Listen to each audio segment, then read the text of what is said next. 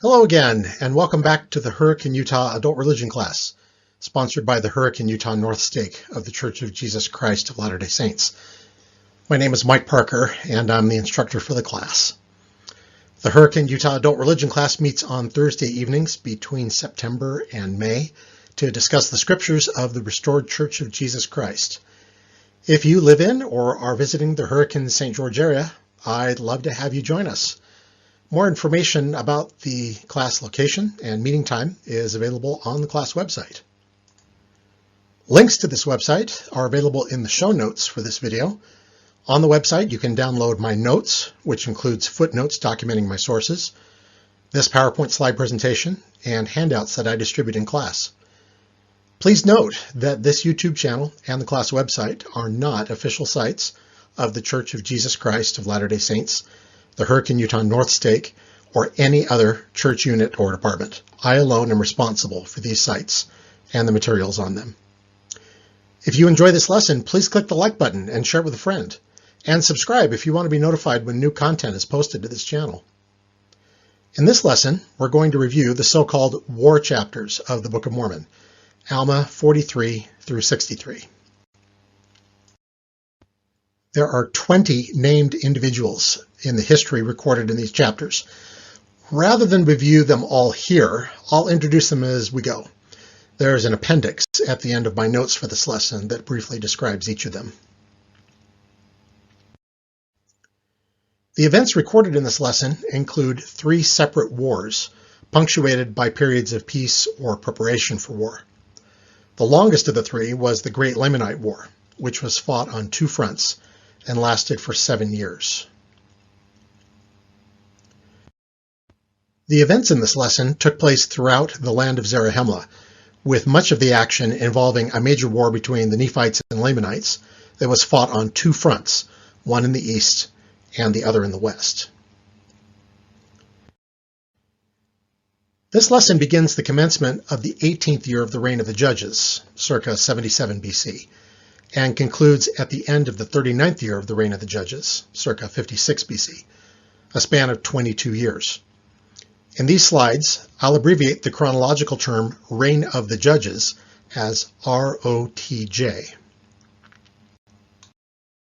Recapping from previous lessons, at the end of the 17th year of the reign of the Judges, many of the poor Zoramites were converted to Christ through the ministry of Alma and his missionary companions. These converts joined the people of Ammon in the land of Jershon. Unfortunately, their defection resulted in the wealthy and elite Zoramites joining forces with the Lamanites and launching a war against the Nephites. This lesson focuses extensively on war. The scriptures never speak of war in positive terms. For example, they never use words like glory or honor to describe war. According to the revelations given to the prophet Joseph Smith, wicked and unrighteous people engage in war, as does Satan, who makes war with the Lord and his saints. 5 times in the Book of Mormon, Mormon called war the work of death.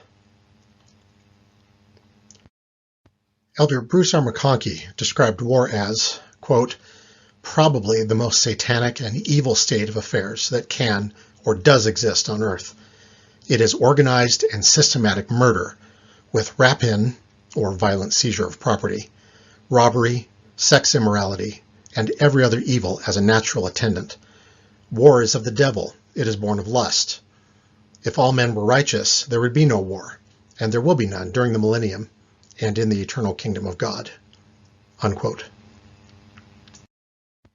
Ancient scriptures and modern prophets and apostles have distinguished, however, between wars of aggression, preemption, or retaliation, and wars born of the necessity of defending one's family, country, and freedom from aggression. We are both justified in and obligated to defend ourselves and our families against violence.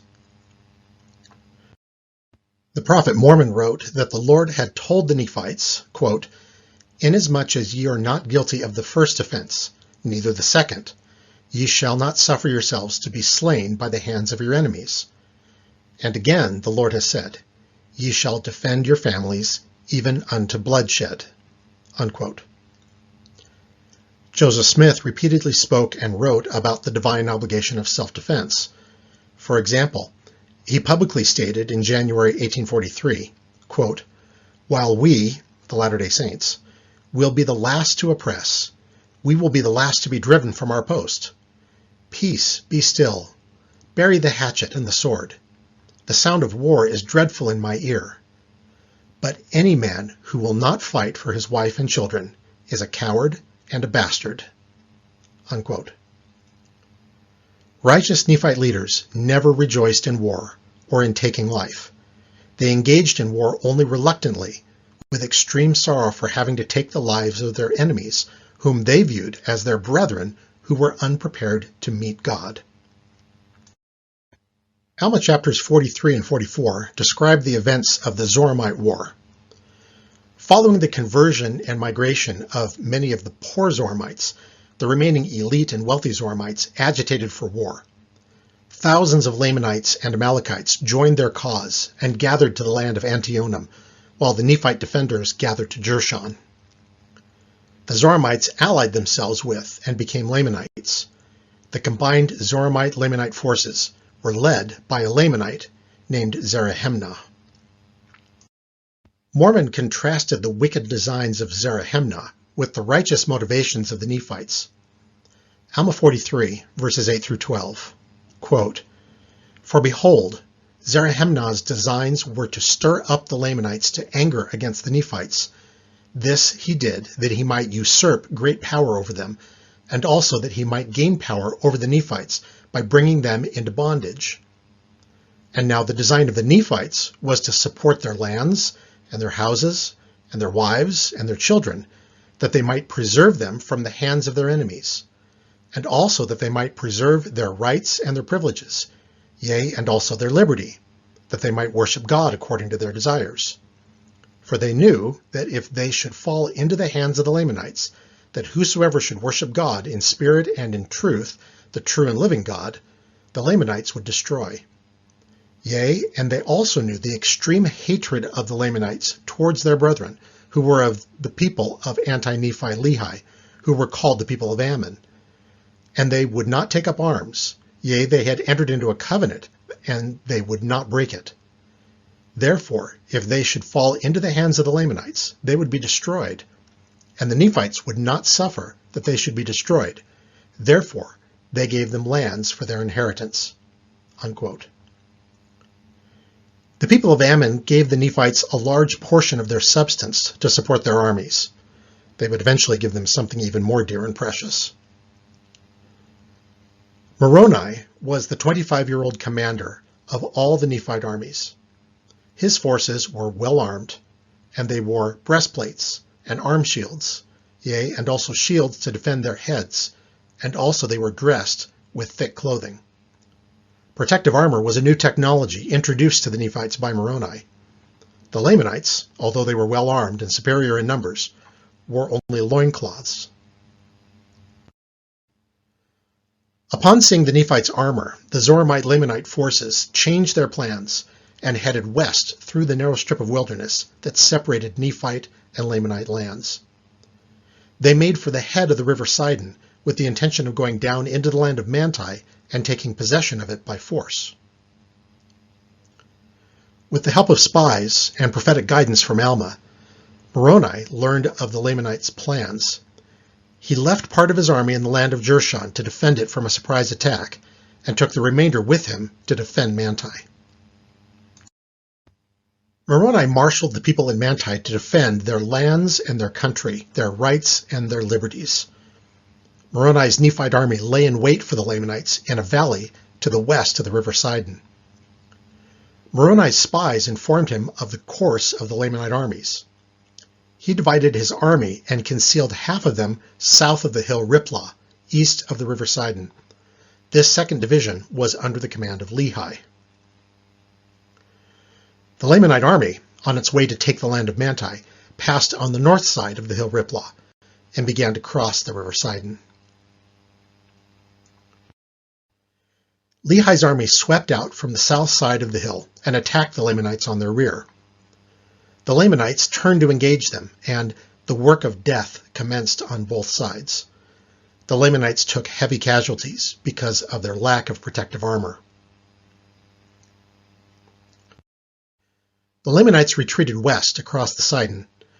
Lehi's forces pursued them, but they stopped when they came to the river. Moroni's forces in the valley to the west of the river met the Lamanites in combat. The Lamanites fought with exceedingly great strength and courage. They did fight like dragons, and did smite in their fierce anger, and managed to overcome the Nephite armor and kill many Nephites. Once again, Mormon commented on the moral superiority of the Nephites' cause. Alma 43, verses 45 to 47, quote, "Nevertheless, the Nephites were inspired by a better cause, for they were not fighting for monarchy nor power, but they were fighting for their homes and their liberties, their wives and their children, and their all, yea, for their rights of worship and their church. And they were doing that which they felt was the duty which they owed to their God. For the Lord has said unto them, and also unto their fathers, that inasmuch as ye are not guilty of the first offense, neither the second, ye shall not suffer yourselves to be slain by the hands of your enemies. And again, the Lord has said that, ye shall defend your families, even unto bloodshed. Therefore, for this cause were the Nephites contending with the Lamanites, to defend themselves, and their families, and their lands, their country, and their rights, and their religion." Unquote. Moroni inspired his disheartened forces with those words, and the Nephites cried with one voice unto the Lord their God for their liberty and their freedom from bondage. The Nephites were renewed in strength, and the Lamanites were forced to flee. The Lamanites fell back to the river Sidon, where, to their horror, they found themselves surrounded. Moroni's armies blocked them on the west, and Lehi's army blocked them on the east. Moroni commanded the Nephites to halt their attack, and he and Zarahemnah met to discuss ending the conflict. Moroni affirmed the Nephites' righteous motives and intentions, and commanded Zarahemnah, in the name of God, their faith, and all that was most dear unto them, to surrender their arms and swear never to attack the Nephites again. If they did so, Moroni promised that the Nephites would spare their lives. Otherwise, the Nephites would be forced to destroy them. Zarahemnah gave his own weapons to Moroni and asked to depart. But he refused to swear an oath his people could not keep, preferring to perish or conquer. Moroni returned Zarahemnah's weapons and again insisted that the Lamanites swear an oath of peace. Zarahemnah attacked Moroni, but one of Moroni's soldiers broke Zarahemnah's sword and cut off his scalp. The Nephite soldier placed Zarahemnah's scalp on his own sword and raised it as a symbol of what would happen to the Lamanites if they didn't accept Moroni's terms. Many Lamanites threw down their weapons and took the oath. Zarahemnah was outraged and commanded the remainder of his army to fight. The Nephites engaged them again in battle, and the Lamanites began to go down to defeat. Zarahemnah begged for mercy and promised to take the oath of peace. The Nephites disarmed the Lamanites. The Lamanites took the oath and departed into the wilderness back to their own territory. The number of dead on both sides was too great to count. The bodies of the dead were cast into the river Sidon, and the Nephite soldiers returned to their homes. The Nephites gave thanks to God, fasted, prayed, and worshipped with immense joy because of their deliverance from the Lamanites. This ends Mormon's abridgment of the record kept by Alma. Chapters 45 to 62 contain Mormon's abridgment of the record of Helaman, who succeeded his father Alma as record keeper of the Nephite people. At the commencement of the 19th year of the reign of the judges, Alma gave his final counsel to Helaman. He questioned his son concerning his faith. After Helaman responded affirmatively to all of his father's questions, Alma blessed him and promised that the Lord would prosper him in the land.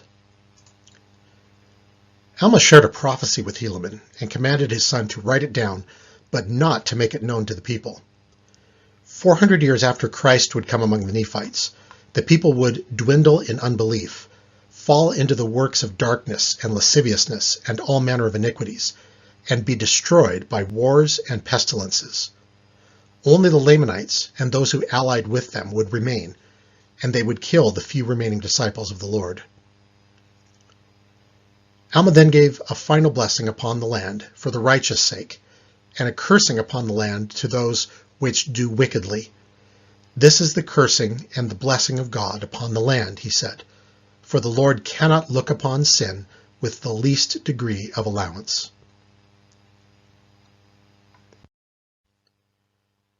Alma departed out of the land of Zarahemla and headed for the land of Melech, but he was never seen again. The Nephites speculated that he was taken up by the Spirit or buried by the hand of the Lord, even as Moses. Helaman and the other sons of Alma went forth to declare the word and establish the church, but the Nephites' wealth and pride led to contention and disagreements, and the people refused to listen to their words. Chapters 46 to 49 describe the Amalickiahite War. A Nephite named Amalickiah wanted to be king over the Nephites. He and his many followers, including lower judges and dissenters from the Church of God, revolted against Helaman the high priest. They sought to destroy the Church of God and to destroy the foundation of liberty which God had granted unto them. Mormon remarked with sadness on this turn of events. Alma 46, verses 8 and 9, quote, "Thus we see how quick the children of men do forget the Lord their God, yea, how quick to do iniquity, and to be led away by the evil one. Yea, and we also see the great wickedness one very wicked man can cause to take place among the children of men." Unquote. When Chief Captain Moroni learned of Amalickiah's movement, he ripped his coat and wrote upon it, "In memory of our God, our religion and freedom and our peace, our wives and our children." He called this the title of liberty. He fastened it to a pole, put on his armor, prayed mightily to God for liberty, and rallied the Nephites to his cause. Many people joined him, putting on their own armor and rending their clothing, in token, or as a covenant, that they would not forsake the Lord their God, or in other words, if they should transgress the commandments of God, or fall into transgression, and be ashamed to take upon them the name of Christ, the Lord should rend them even as they had rent their garments. Moroni told his followers that they were descendants of Joseph, whose coat was torn into pieces when his brothers sold him into Egypt. He cited a prophecy of their ancestor Jacob, grandson of Abraham, that they were a remnant of his seed, ripped away from the house of Israel, and they should therefore preserve their liberty and not allow the rebellious Nephites to cast them into prison, or be sold into slavery, or be slain, as Joseph had been sold and cast into prison. Moroni led his followers into battle against the Amalickiahites. Amalickiah, seeing his forces were outnumbered, fled with his followers south toward Lamanite territory in the land of Nephi.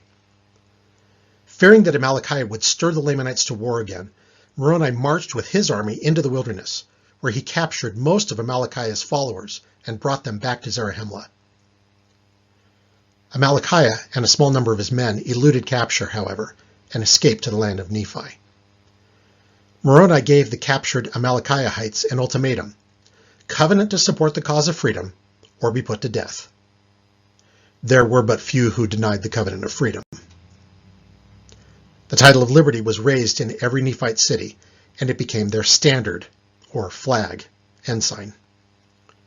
There was peace in the land and order in the church. Many died of old age and disease, but firm in the faith of Christ. Having escaped Moroni's forces, Amalickiah went among the Lamanites and stirred them up to go to war against the Nephites. The king of the Lamanites sent out a proclamation ordering all his people to go to battle with the Nephites. Most Lamanites feared for their lives and refused to obey the king's command, so the king made Amalickiah commander of his army.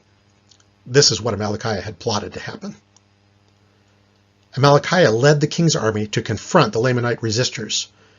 Amalickiah pretended to surrender to Lamanite, their leader, if Lamanite would make him his second in command. Lamanite accepted Amalickiah's terms, but Amalickiah secretly poisoned him, upon which the Lamanite resistors fell under Amalickiah's command. Amalickiah and his forces marched to the city of Nephi and, through subterfuge, murdered the king of the Lamanites and chased off the king's servants. Amalickiah and his forces took possession of the city of Nephi. They deceived the queen into thinking that it was the king's servants who had murdered him. Amalickiah married the Lamanite queen and became king over all the Lamanites. Determined to overpower the Nephites and bring them into bondage, Amalickiah incited the Lamanites to war. He set up Zoramites as chief captains over the Lamanite armies and moved his forces into the wilderness in preparation to strike the land of Zarahemla. While Amalickiah was consolidating his power in the south, Moroni was strengthening the Nephite armies, throwing up banks of earth round about to enclose his armies, and also building walls of stone around their cities and lands. He also placed the bulk of his forces in the most vulnerable parts of the land of Zarahemla. Mormon, who was himself a military leader, described and praised Moroni. Alma 48, verses 11 through 13, and verse 17, quote, Moroni was a strong and a mighty man. He was a man of perfect understanding, yea, a man that did not delight in bloodshed, a man whose soul did joy in the liberty and the freedom of his country, and his brethren from bondage and slavery. Yea, a man whose heart did swell with thanksgiving to his God for the many privileges and blessings which he bestowed upon his people. A man who did labor exceedingly for the welfare and safety of his people. Yea, and he was a man who was firm in the faith of Christ, and he had sworn with an oath to defend his people, his rights, and his country, and his religion, even to the loss of his blood. Yea, verily, verily, I say unto you, if all men had been, and were, and ever would be, like unto Moroni, behold, the very powers of hell would have been shaken forever, and the devil would never have power over the hearts of the children of men. Unquote. Considering the great esteem Mormon had for Moroni, it's no wonder that he chose to name his own son after the legendary chief captain of the Nephite people. Captain Moroni taught the Nephites to fight only in self-defense, and that they would prosper and be protected if they kept God's commandments. Moroni's faith was not in the shedding of blood, but in doing good, in preserving his people, yea, in keeping the commandments of God, yea, and resisting iniquity. During this same time, Helaman and his brothers preached and baptized. The Nephites humbled themselves and were mostly free from internal wars and contentions for 4 years, but not from external ones. The Nephites were soon compelled reluctantly, with great sorrow, to take up arms to defend their own lives and the lives of their families. The Amalickiahite War began at the end of the 19th year of the Judges, with the Lamanite armies marching on the Nephite city of Ammonihah in the west. The Nephites had rebuilt the city and fortified it against attack. The Lamanites had a numerical advantage, and this time they wore armor, undoubtedly copying the Nephites, but they were astonished at the Nephites' defensive preparations. Amalickiah did not personally lead the Lamanite armies, and his chief captains were hesitant to go up against such a well-defended city, so they retreated into the wilderness. The Lamanite army instead moved against the land of Noah. They were determined to not retreat this time, but they discovered that Noah had also been fortified with high earthen walls, and that Lehi was leading the Nephite armies in that city. The Nephite defenders beat the Lamanite attackers back repeatedly. The Lamanites tried to dig through the walls, but they were defeated in that attempt as well. More than 1,000 Lamanites were killed, with no Nephite deaths, and only 50 wounded. The Lamanite chief captains had all been killed in the battle at Noah, so the Lamanite army fled in the wilderness back to the land of Nephi. King Amalickiah was furious at this defeat, and he swore an oath to drink Moroni's blood. The Nephites again thanked God and dwelt in peace among themselves. For the next 3 years, the Nephites continued to fortify their cities with towers and defensive walls of earth and wood. Up to this time, Lamanites possessed the wilderness west of Zarahemla by the seashore, and on the east by the seashore, and thus the Nephites were nearly surrounded by the Lamanites. As part of the Nephites' defensive preparations, Chief Captain Moroni commanded his army to go into the east wilderness and drive out all the Lamanites that were in it. He repopulated the eastern coastal area with Nephites. He also placed armies in the south at their border with the Lamanites and had them erect defensive fortifications. Once they had secured the eastern coast, the Nephites did the same thing on the west, forcing the Lamanites south into the land of Nephi, fortifying the line between the Nephites and the Lamanites, between the land of Zarahemla and the land of Nephi, from the West Sea running by the head of the river Sidon, the Nephites possessing all the land northward.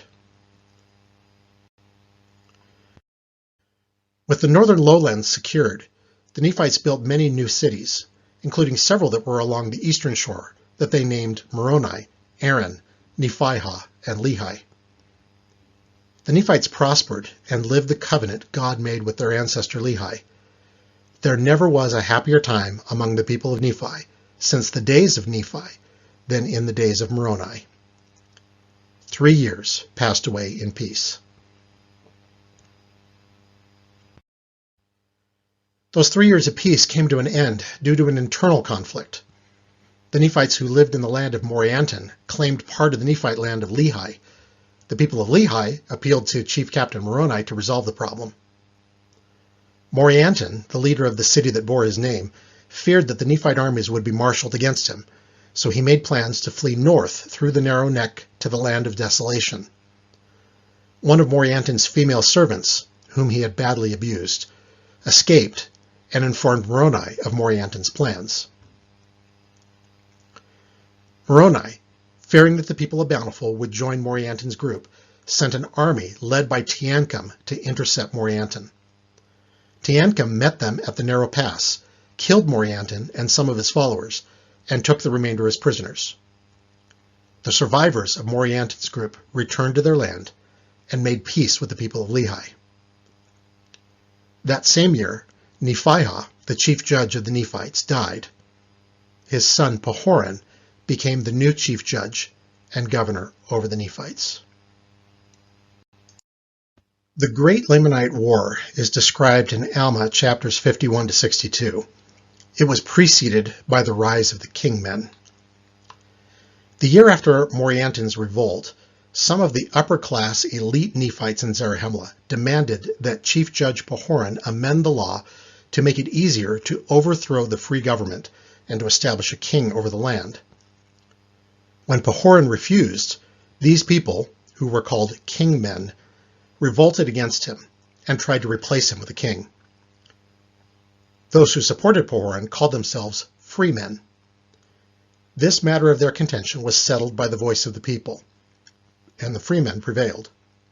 The kingmen were silenced for a time. This was the worst possible moment for the kingmen to make their move.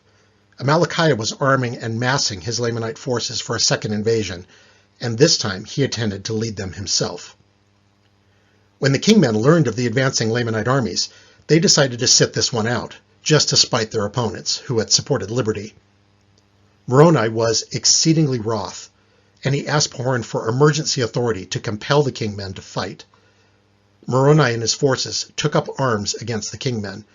They killed 4,000 of them and threw their leaders into prison. The remainder of the kingmen yielded to the standard of liberty and were compelled to hoist the title of liberty upon their towers and in their cities and take up arms in defense of their country.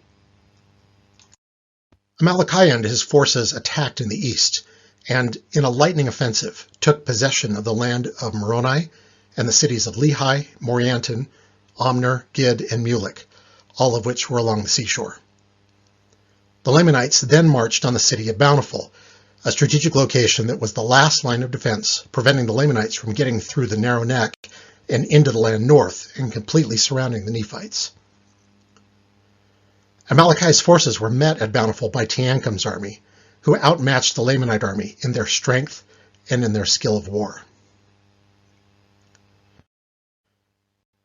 After nightfall on the eve of the new year, Teancum and his servant snuck into the Lamanite camp and Teancum put a spear through Amalickiah's heart while he was sleeping.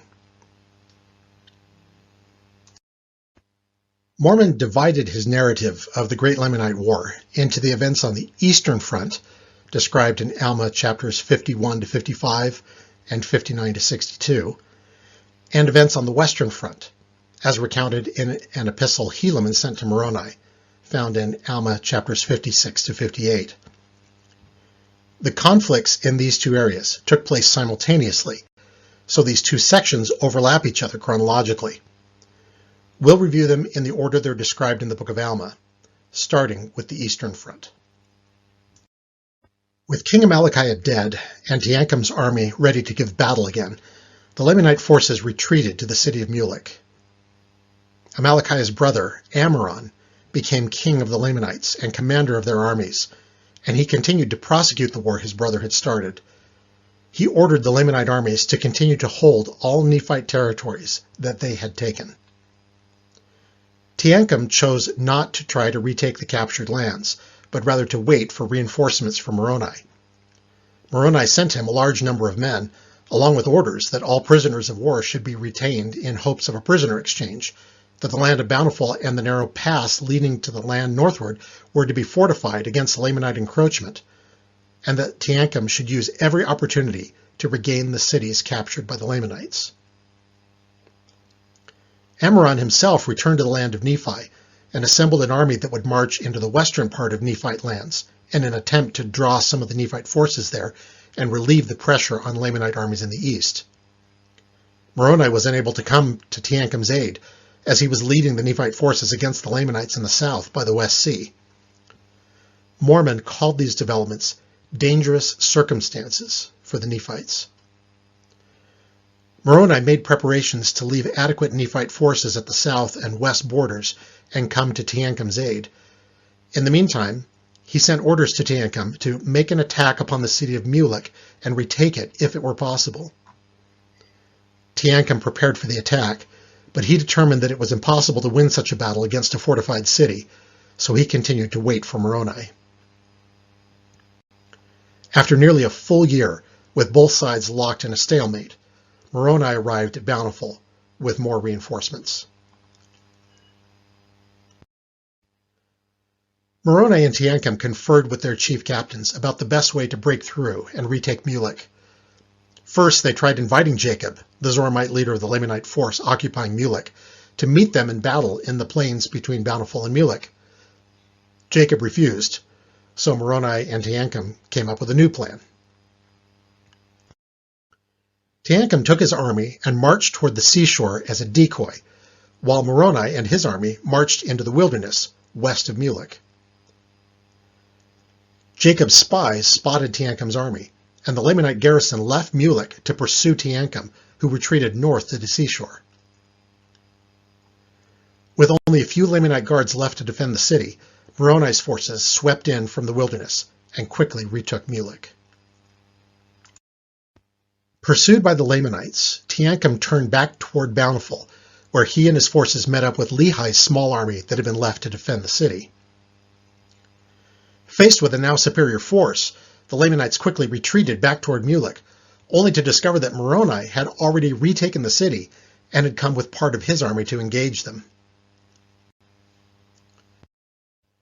With the Lamanite army surrounded, Moroni commanded the combined Nephite armies to attack the Lamanites until they surrendered. Jacob was killed in the battle, and Moroni was wounded, but the chief captains of the Lamanite army eventually surrendered and threw down their weapons. Moroni took the Lamanites who would not surrender as prisoners to Bountiful, where they were forced to bury the dead of both sides and to build defensive fortifications. Lamanite king Amaron wrote to Moroni about a possible prisoner exchange. Moroni was pleased to receive this news, since he was anxious to stop using his provisions to sustain his Lamanite prisoners. The Lamanites had captured many women and children, while the Nephites had only captured combatants, so Moroni also saw this as an opportunity to liberate as many Nephite civilians as possible. Moroni wrote back to Amaron. He affirmed the Nephites' commitment to their righteous cause, and he warned Amaron of that awful hell which awaits to receive such murderers as thou and thy brother have been, except ye repent and withdraw your murderous purposes, and return with your enemies to your own lands. He offered a 3-for-1 exchange.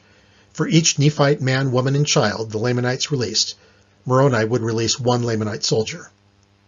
If Amram refused, Moroni warned that he would come against you with my armies. Yea, even I will arm my women and my children, and I will come against you, and I will follow you even into your own land.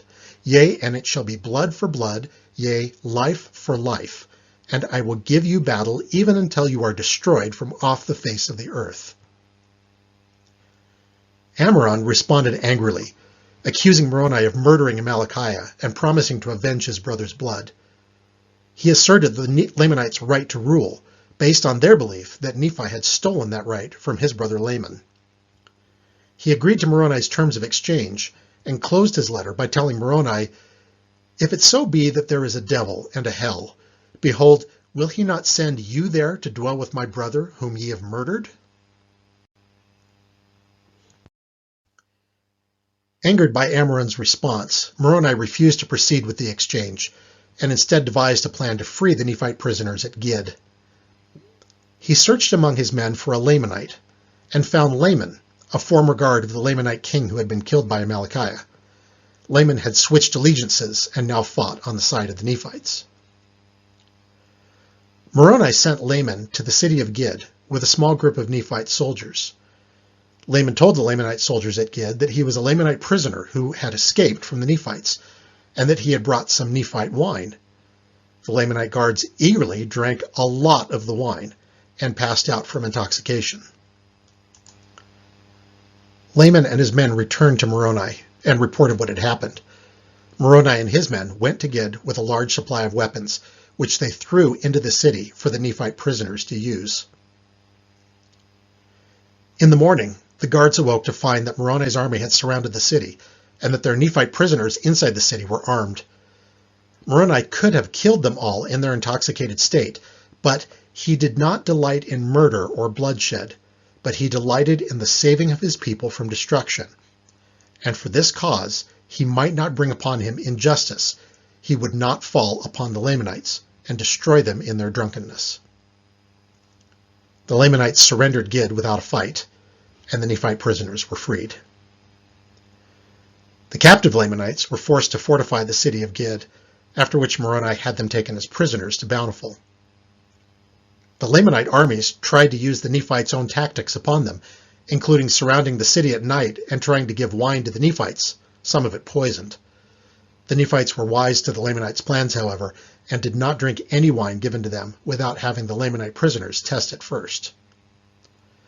Moroni began making plans to free the fortified city of Morianton from Lamanite occupation. Chapters 56 to 58 contain an account of the Western campaign. These chapters are an extended quotation from an epistle written by Helaman to Moroni, received at the commencement of the 30th year of the reign of the judges. In the west, the war was going badly. The Lamanites had captured the Nephite city of Manti and its surrounding lands, as well as the cities of Zeezrom, Cumeni, and Antipara. They had also killed many Nephites and possibly deported captured Nephite chief captains to the land of Nephi. The Nephites in this part of the land were falling into iniquity. The situation was so dire that the people of Ammon, the former anti-Nephi Lehis who lived in the land of Melech, were ready to break their oath of nonviolence and take up arms. Helaman and his brothers feared for their souls and persuaded them to not break their oath. Instead, the sons of the people of Ammon who had not taken the oath, being too young to do so at the time, entered into a covenant to fight for the liberty of the Nephites, yea, to protect the land unto the laying down of their lives. Helaman described these young men in his epistle to Moroni. Alma 53, verses 20 to 21, quote, "And they were all young men, and they were exceedingly valiant for courage, and also for strength and activity. But behold, this was not all. They were men who were true at all times, in whatsoever thing they were entrusted. Yea, they were men of truth and soberness, for they had been taught to keep the commandments of God and to walk uprightly before him. Helaman marched his army of stripling warriors to the city of Judea, where he met and joined forces with Captain Antipas. Antipas and his army had fought valiantly and suffered greatly at Judea, and the arrival of Helaman's forces gave them great hopes and much joy. Seeing that Antipas's force had been strengthened by Helaman's 2,000 young men, the Lamanite king Ammoron canceled his planned assault on Judea and instead fortified the positions he had already taken. Helaman expected the Lamanites to try to bypass Judea and advance northward toward Zarahemla. He sent out spies, hoping to detect this move so his army could attack the Lamanites from the rear. The Lamanites, however, knew they didn't have the strength to attempt such a bold campaign, so they chose to maintain their current positions rather than risk confronting the Nephite forces near Judea or in the east at the Sea of Nephihah. Helaman and Antipas received provisions from the people of Ammon, along with 2,000 more soldiers from Zarahemla. This caused the Lamanites to increase their raids to stop the Nephites at Judea from being strengthened. Antipas decided to try to lure the Lamanites into a trap. He ordered Helaman and his 2,000 stripling warriors to march past Antiparah as if they were carrying provisions to the Nephite city by the sea west. As Helaman's army passed Antiparah, Antipas also marched from Judea, leaving behind a few men to guard the city. A strong Lamanite force from Antiparah spotted Helaman's army and pursued them northward through the wilderness near the sea west. When they realized they themselves were being pursued by Antipas, they hastened their advance, hoping to destroy Helaman's army before Antipas could overtake them. Then the Nephite army suddenly stopped. Helaman asked his young soldiers what they thought they should do. Helaman reported movingly to Moroni in Alma 56, verses 45 to 48, quote, "And now I say unto you, my beloved brother Moroni, that never had I seen so great courage, nay, not amongst all the Nephites. For as I had ever called them my sons, for they were all of them very young, even so they said unto me, Father, behold, our God is with us, and he will not suffer that we should fall. Then let us go forth. We should not slay our brethren if they would let us alone. Therefore let us go, lest they should overpower the army of Antipas." Now they never had fought, yet they did not fear death, and they did think more upon the liberty of their fathers than they did upon their lives. Yea, they had been taught by their mothers that if they did not doubt, God would deliver them. And they rehearsed unto me the words of their mothers, saying, We do not doubt. Our mothers knew it. Unquote. Helaman and his sons doubled back and came upon the Lamanite army and Antipas's army, locked in battle. Antipas had been killed, and his exhausted soldiers were about to go down to defeat. Helaman's army engaged the Lamanites, giving Antipas's force opportunity to regroup and attack from the rear. The surrounded Lamanites surrendered. When Helaman counted his young soldiers, he was overjoyed to discover that, by a great miracle, not one of them had been killed. Some of Antipas's army took the Lamanite prisoners to Zarahemla. The rest joined Helaman's army and returned with them to Judea. Ammoron sent an epistle to Helaman, offering to surrender the city of Antiparah in exchange for the Lamanite prisoners who had been taken in the battle. Helaman responded that his army was strong enough to take Antiparah by force, and that he would only exchange Lamanite prisoners for Nephite prisoners. Ammoron refused his offer. Helaman prepared to invade Antiparah. The Lamanites occupying the city abandoned it, however, and escaped to the other occupied cities. Antiparah was once again in Nephite hands. With the aid of fresh supplies and 6,000 reinforcements from Zarahemla, plus 60 additional young men from the people of Ammon, Helaman's army surrounded the city of Cumeni and ambushed some Lamanites who were attempting to resupply their garrison there. Cut off from their supply chain, the besieged Lamanites surrendered Cumeni, and possibly Zeezrom as well. This presented Helaman with the problem of dealing with an excessive number of Lamanite prisoners of war, many of whom were taking every opportunity to rebel against their Nephite captors. After having been forced to kill 2,000 Lamanite prisoners, Helaman assigned Gid, one of his captains, to escort the remaining captives from Cumeni to Zarahemla. The next day, more Lamanites arrived and attacked Cumeni, and Helaman's army engaged them. Gid and his army unexpectedly returned, and they were able to assist the Nephites. Helaman described the performance of his Ammonite stripling warriors. Alma 57, verses 20 and 21. Quote, "And as the remainder of our army were about to give way before the Lamanites, behold, those 2,060 were firm and undaunted. Yea, and they did obey and observe to perform every word of command with exactness. Yea, and even according to their faith it was done unto them. And I did remember the words which they said unto me, that their mothers had taught them." Helaman's faithful sons drove the Lamanites back to Manti, and the Nephites retained Cumeni. Again, to Helaman's astonishment and extraordinary joy, all of his 2,060 sons were still alive, though all of them had been wounded, and 200 had fainted from severe blood loss. Helaman ascribed this to the miraculous power of God, because of their exceeding faith in that which they had been taught to believe, that there was a just God, and whosoever did not doubt, that they should be preserved by his marvelous power. After caring for the wounded and the dead, Helaman inquired of Gid what had happened to the Lamanite prisoners he had been tasked to escort to Zarahemla. Gid informed him that the prisoners had revolted along the way, and he and his men had been forced to kill many of them and chase after others who fled. Gid had abandoned the pursuit to return and aid Helaman. Helaman and Gid both ascribed this turn of events to God's power of deliverance. Helaman's next objective was to retake the strategically important city of Manti, but he didn't have the numbers to assault the city directly because his men were needed to hold the lands they had already retaken. The Lamanites were also wary that he might try a ruse as he had done before. Helaman was forced to wait for reinforcements from Zarahemla before he could begin his attack. He sent a solemn message to the chief governor in Zarahemla, informing him of the situation and his desperate needs. While he waited anxiously for a reply, the Lamanites in Manti were receiving supplies continuously and engaging in regular skirmishes to wear down Helaman's forces.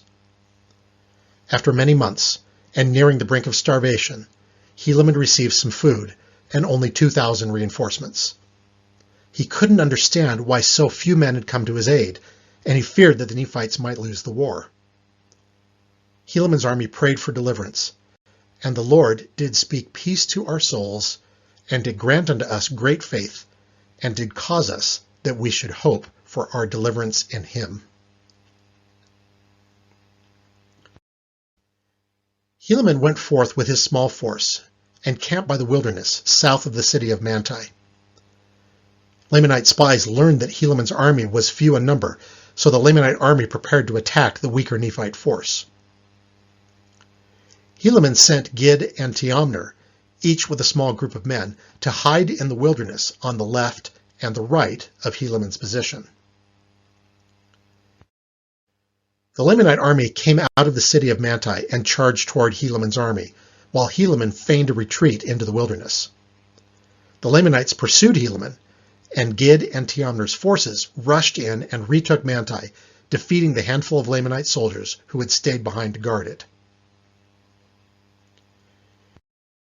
Helaman led his army as if they were heading for the land of Zarahemla.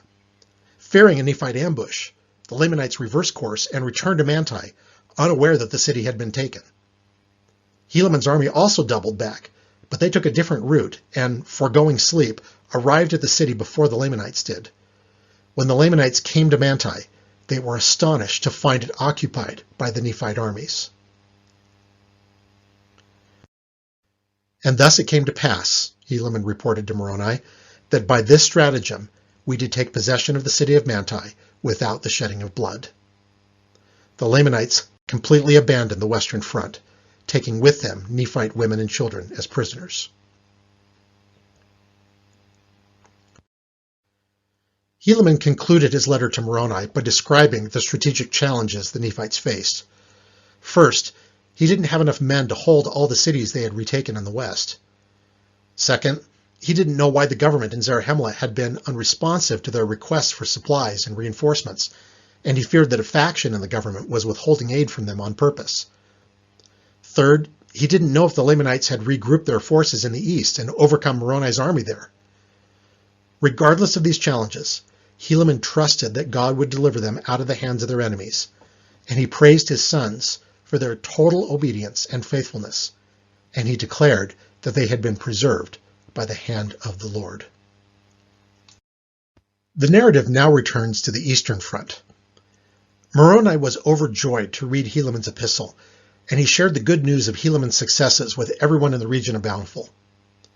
He immediately wrote an epistle to Pahoran, the chief judge in Zarahemla, asking Pahoran to send more men to reinforce the southern and western borders so Helaman's armies could retain the lands they'd retaken. Moroni then began formulating a plan to achieve victory in the eastern campaign. Meanwhile, the Lamanites who had been defeated by Helaman at Manti made their way to the east coast, where they attacked and occupied the city of Nephihah. Moroni had miscalculated how easy it would be for the Lamanites to take that city, and he and his captains began to doubt if the war was winnable due to the wickedness of the Nephites. Moroni grew increasingly angry at the lack of a response from the chief judge, Pahoran, and he fired off another letter to him, accusing him of being apathetic in defending liberty and of transgressing the laws of God. He asked Pahoran incredulously, "Can you think to sit upon your thrones in a state of thoughtless stupor while your enemies are spreading the work of death around you?" He warned him, "Except ye do administer unto our relief, behold, I come unto you, and smite you with the sword." He called Pahoran to repentance, and implored him to be actively engaged in the cause of freedom. He closed by declaring, "I seek not for power, but to pull it down. I seek not for the honor of the world, but for the glory of my God, and the freedom and welfare of my country." This time, Moroni received a reply from Pahoran. Moroni had been mistaken about the cause of Pahoran's inaction, for there had been a coup in Zarahemla. Rebels, led by a man named Pachus, had overthrown the government, established a king, and formed an alliance with the Lamanites. Pahoran had been forced to flee Zarahemla to the city of Gideon, and he was trying to rally the Nephites in the area to come to his aid. He sent what few provisions he could spare, and he begged Moroni to come with some of his men to Gideon, join with him, and take back the Nephite government. Grant Hardy has noted that Pahoran's reply is a model for de-escalating interpersonal conflict. Pahoran had every right to be offended at Moroni's mistaken accusations. Instead, he expressed his grief at the circumstances in which he found himself, and pledged his support for Moroni and his cause. Moroni rejoiced to know that Pahoran was still faithful to the cause of liberty, while he mourned for the iniquity of those who had rebelled against the chief judge. He left Lehi and Teancum in charge of the eastern front, and took a portion of his army to Gideon, raising the title of liberty along the way and calling for volunteers to join him. Thousands flocked to his cause. He joined up with Pahoran and his supporters at Gideon, and together they retook Zarahemla, defeated the rebels, and killed Pachus. Pahoran was restored to the judgment seat. Pachus's kingmen supporters were tried according to the law and executed. After restoring the rightful government in Zarahemla, Moroni sent 6,000 men to assist Helaman in the west, and another 6,000 to join Lehi and Teancum's forces in the east. He and Pahoran led another large army east, defeating a Lamanite force along the way, and requiring the captured prisoners to covenant that they would never again take up arms against the Nephites. Moroni and Pahoran then marched on the occupied city of Nephihah. The Lamanites, facing a superior force, remained within the city and refused to engage the Nephites. Moroni himself climbed the city wall at night and determined that the Lamanite army was gathered within the city by the east gate. He and his men used ropes and ladders to scale the western walls of the city, and when the Lamanites awoke, they discovered that Moroni's army was inside the city. The Lamanites abandoned Nephihah and fled to the sea east, but the Nephites overtook them and killed many of them. Not a single Nephite had been killed retaking Nephihah, and many Lamanites who had been captured desired to join with the people of Ammon. Moroni and his army then marched on the city of Lehi. The Lamanites who occupied it abandoned the city and fled. Moroni's force chased them to the land of Moroni on the coast. The Lamanite king Ammoron and his remaining forces gathered there to make their last stand. The Nephites surrounded the city, and both armies rested for the night. Teancum, who was exceedingly angry with Ammoron and his brother Amalickiah for instigating this long war, slipped into the Lamanite encampment and impaled Ammoron with a spear, just as he had previously done to Ammoron's brother. This time, however, Ammoron's servants were able to kill Teancum before he could escape the Lamanite camp. Lehi and Moroni greatly mourned Teancum's death. The next day, Moroni and his forces went up against the city, killed many of the Lamanites there, and drove the rest out of the land eastward. The Nephites had at last cleared the entire land of Zarahemla of the Lamanite armies and gained victory after 7 years of brutal warfare. With the war finally ended, many of the Nephites and Lamanites were humbled because of their afflictions, while many others were hardened against God. After fortifying the Nephite lands against further Lamanite attack, Moroni and Helaman both returned to Zarahemla. Moroni retired and turned over command of the Nephite armies to his son, Moronihah.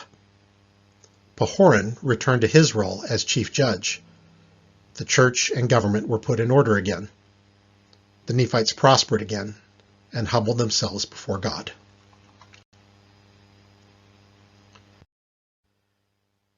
Alma chapter 63 is a coda that describes some of the post-war events.